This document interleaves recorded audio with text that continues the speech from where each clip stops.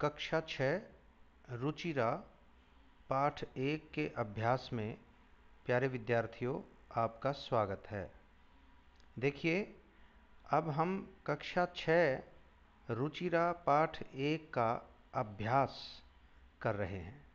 आपके अभ्यास में जो पहला प्रश्न है उसमें लिखा है उच्चारणम कुरुता। इसका मतलब हो गया कि आप उच्चारण करें, बोलें। छात्रः, इसको बोलेंगे छात्रः। फिर इसके नीचे है मकरः, अश्वः, बालकः, गजः, दीपकः, शुकः, चालकः, घटः, मयूरः, मूषकः, गायकः। इस तरह आपने क्या देखा इसमें देखा कि प्रत्येक शब्द के पीछे ये जो दो बिंदियां लगी हुई हैं, ये दो बिंदी विसर्ग कहलाती हैं। इसलिए आपने छठी कक्षा में पहली बार विसर्ग को समझा और उच्चारण किया। तो इस तरह से आपका ये प्रश्न 1 के क भाग का आपका उत्तर हो गया। आपने इन सब का उच्चारण किया। अब इसका ख भाग में लिखा है चित्राणि दृष्ट्वा पदानि उच्चारयत। मतलब कि चित्राणि, चित्रों को, दृष्ट्वा, देखकर, पदानि, शब्दों को, उच्चारयत, उच्चारण करो, बोलो। चित्र देखकर शब्द बोलिए। अब ये चित्र है, इस चित्र में देखिए इसके नीचे लिखा है कृषकः। कृषकः का मतलब है, अब इसका अपने आप पहचान हो रही है, किसान। इधर हम चलते हैं वृषभः। वृषभः देखिए इसका मतलब है बैल। इधर भल्लुकः। भल्लुकः के चित्र में ऊपर क्या है? भालू। भल्लुकः का भालू हो गया। मंडूकः, मेढक। इसी तरह से कपोतः, ये कपोतः, कपोतः, कबूतर। और फिर पर्यंकः, पर्यंकः, पर्यंकः मानी पलंग। और फिर अगला है दूरभाषः। दूरभाषा मानी टेलीफोन। दूरभाषा के बाद है काकः। काकः का मतलब कौवा।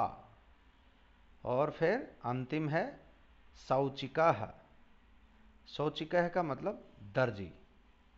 तो इस तरह से आपका ये प्रश्न संख्या 1 का ख भाग भी संपन्न हुआ। और अब चलते हैं प्रश्न संख्या 2। प्रश्न संख्या 2 में क भाग में लिखा है वर्ण संयोजनेन पदम लिखत। वर्ण संयोजनेन, वर्णों के जोड़ने से, पदम लिखत, शब्दों को लिखिए। वर्ण जोड़कर शब्द लिखिए। तो क्या लिखा है? च जमा अ जमा श जमा अ जमा क जमा अह। क्या बन गया? चषकः। और फिर इसी तरह स जमा औ और च जमा ई जमा क जमा अह।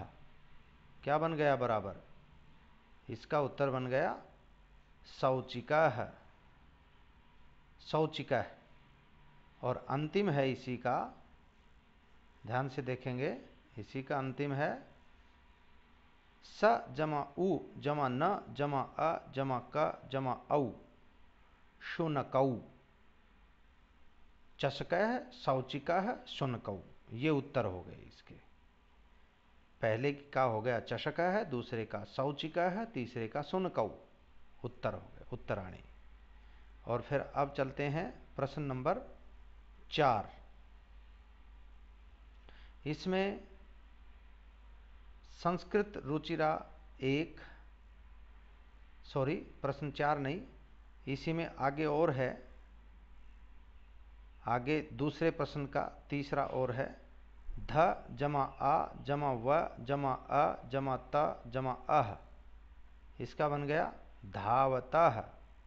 धावतः आपकी पुस्तक में दिया हुआ है सब, उसके उत्तर हम आपको सिखा रहे हैं। धावतः। और फिर इसी तरह व जमा री जमा द जमा ध जमा आह, क्या बन गया? वृद्धाः। वृद्धा।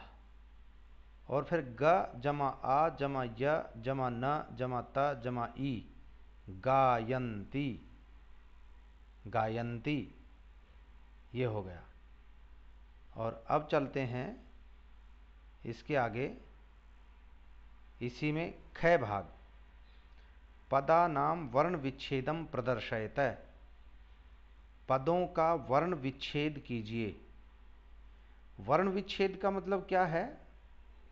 यानी कोई शब्द है, जैसे ये शिव्यति शब्द है, शिव्यति, इसको अलग अलग करना। ये इसका अलग अलग करेंगे यहाँ, इधर स जमा ई जमा व जमा य जमा अ जमा त जमा ई, शिव्यति, इस तरह ये उत्तर हो जाएंगे।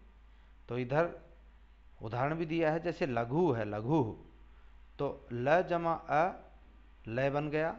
ध्यान से देख रहे हैं, इसके नीचे लय, ल जमा ए, ये लय बन गया। लेकिन इसमें अंतर है एक, समझने की बात, लय के नीचे हलंत है और उसमें ए मिला है, तो ये नीचे रेखा के नीचे पूरा लय बन गया। इसी तरह फिर घ जमा उह, घूह बन गया, और इधर नीचे फिर लय और घू को मिला दिया तो वो लघु, ये बन गया। उत्तराणी, ये इसके लघु था, ये लघु, ये था लघु। उसके बाद शिव्यति। शिव्यति में स जमा ई जमा व जमा य जमा अ जमा त जमा ई, शिव्यति। और फिर वर्णाः। वर्णाः का व जमा अ जमा र जमा ण जमा आह, वर्णाः।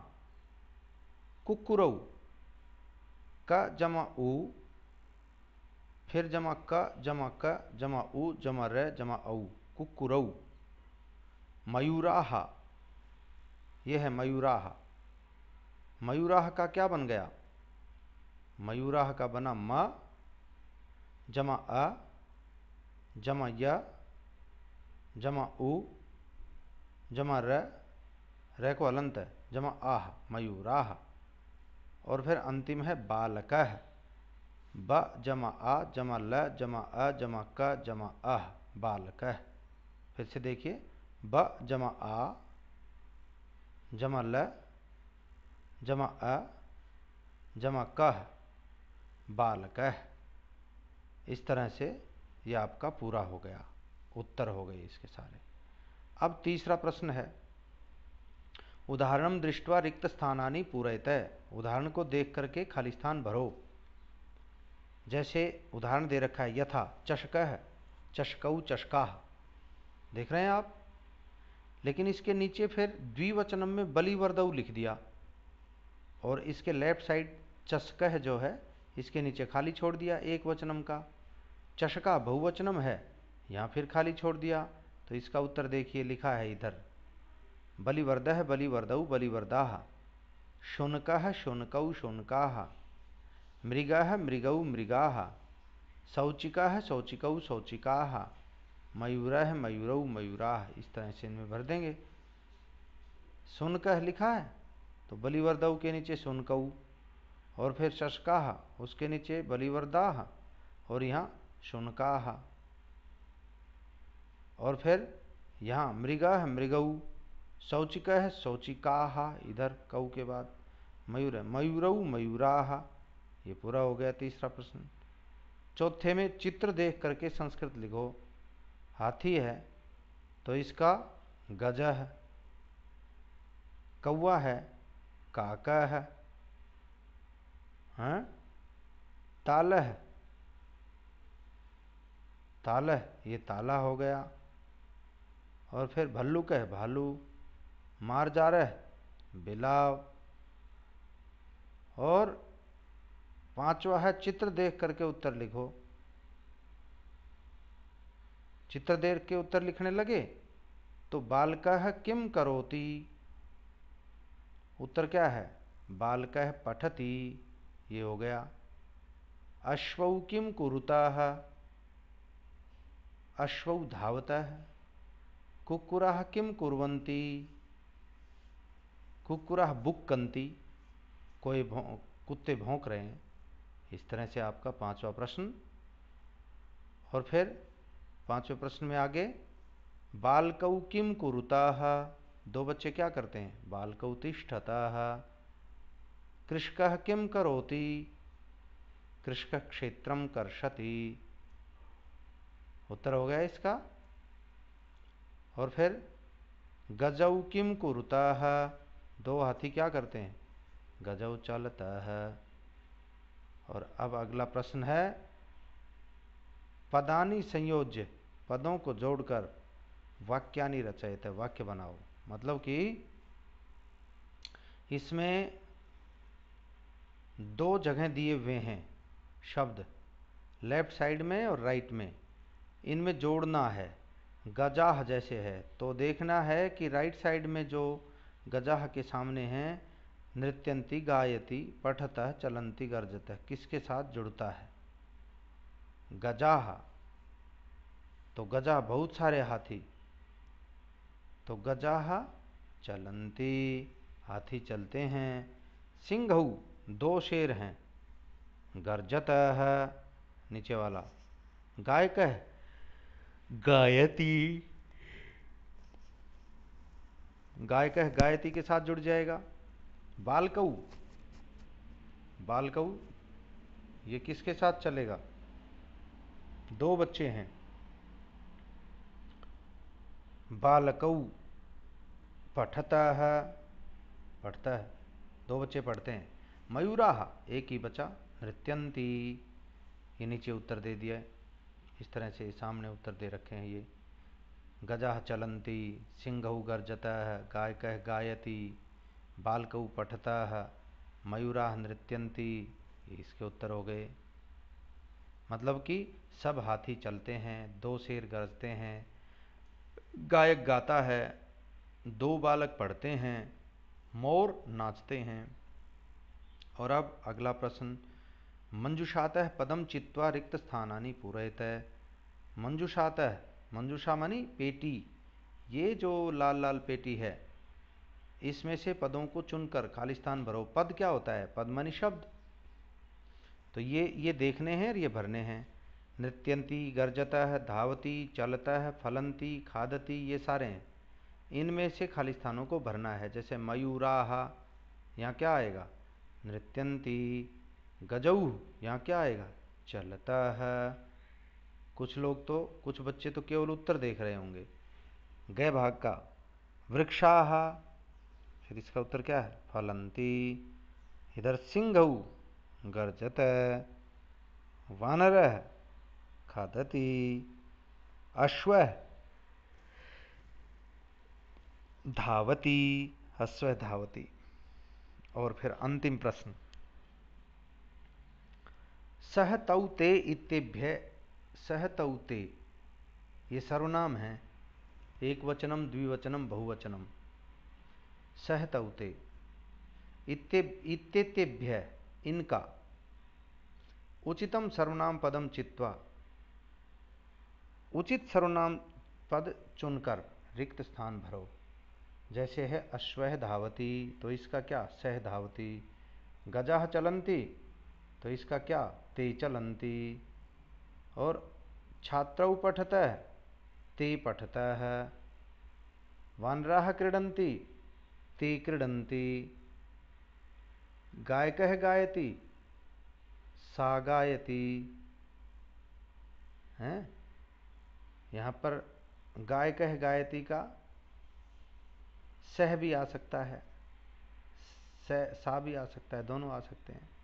मयूराः नृत्यन्ति, तो ते नृत्यन्ति, इस तरह से हो गया। इसके उत्तर हो गए ते चलन्ति, ते पठतः, ते क्रीडन्ति, सा गायति, ते नृत्यन्ति। ये इसके उत्तर हो गए।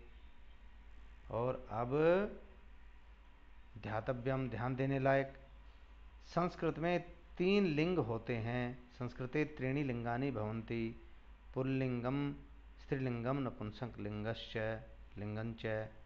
पुल्लिंग, स्त्रीलिंग, नपुंसक लिंग। पुल्लिंग का मतलब क्या है? जो पुरुष शब्दों का ज्ञान कराए, बोध कराए। और स्त्रीलिंगम, जो स्त्री शब्दों को बताए। नपुंसक लिंगम, जो नपुंसक शब्दों को बताए। इसी तरह संस्कृते त्रयः पुरुषाः भवन्ति, संस्कृत में 3 पुरुष होते हैं, प्रथम पुरुष, मध्यम पुरुष, उत्तम पुरुष।